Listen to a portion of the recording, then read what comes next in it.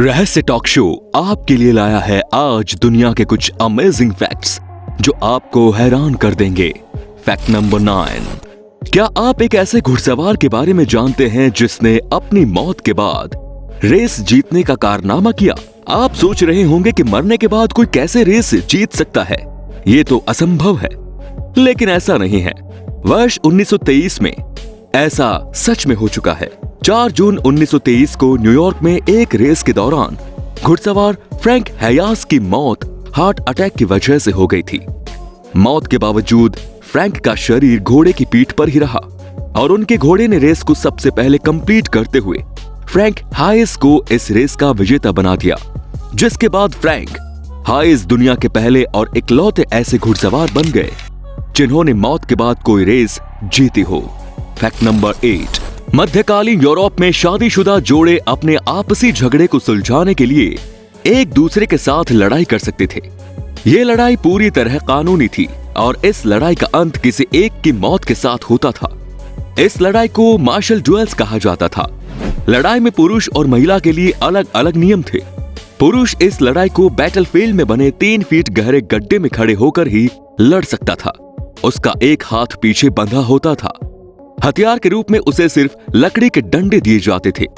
वहीं महिला पूरी तरह फ्री रहती थी और उसे हथियार के रूप में 1 से 3 किलोग्राम वजन वाले 3 पत्थर दिए जाते थे। सभी पत्थर कपड़े से बंधे होते थे ताकि हमला करने में आसानी हो। लड़ाई में पत्नी की जीत होने पर पति का सिर कलम कर दिया जाता था।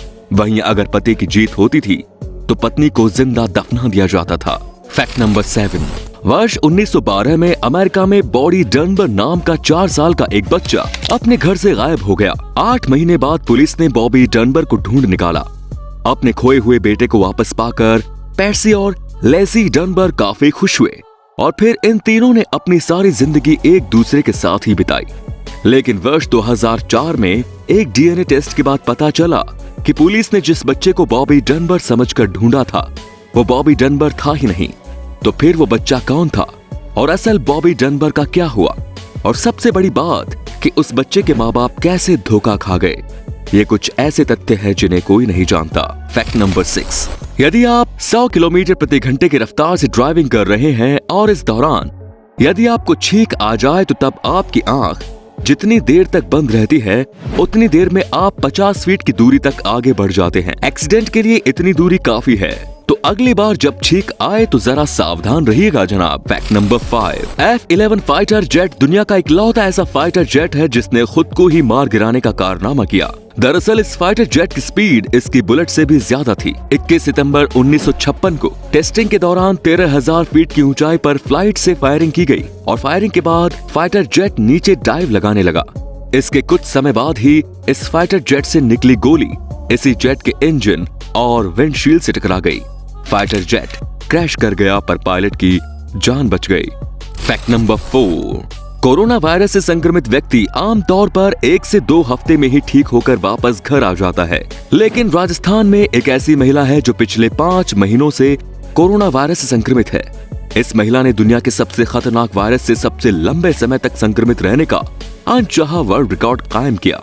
इस महिला के 31 से ज्यादा टेस्ट किए जा चुके हैं और हर बार महिला की कोरोना रिपोर्ट पॉजिटिव आई है। इस महिला की स्थिति को देखकर डॉक्टर भी हैरान है और अब इस महिला को जयपुर रेफर कर दिया गया है। Fact number 3। 12वीं शताब्दी में इंग्लैंड के एक गांव में 2 हरे रंग के बच्चों को देखा गया। गांव वाले इन दोनों हरे बच्चों को अपने साथ ले आए। दोनों बच्चे किसी अनजान भाषा में बात कर रहे थे और ये कच्चे बीन्स के अलावा इंसानों द्वारा खाए जाने वाला कोई भी खाना नहीं खाते थे। इन दोनों में से लड़के की मौत कुछ समय बाद ही हो गई, जबकि लड़की बड़ी होकर इंग्लिश सीखने में कामयाब रही।